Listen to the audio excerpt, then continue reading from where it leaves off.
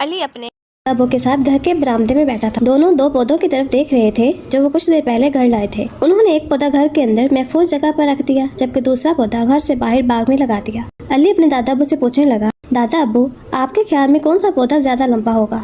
دادا ابو بولے، بیٹا آپ بتاؤ اس بارے میں آپ کیا سوچتے ہو؟ علی نے کچھ دیر سوچنے کے بعد جواب دیا کہ میرے خیال سے جو پودا گھر کے اندر محفوظ ہے وہ زیادہ لمبا ہوگا، کیونکہ اسے بارش، تیز دھوپ یا آندھیوں وغیرہ کا سامنا نہیں کرنا پڑے گا۔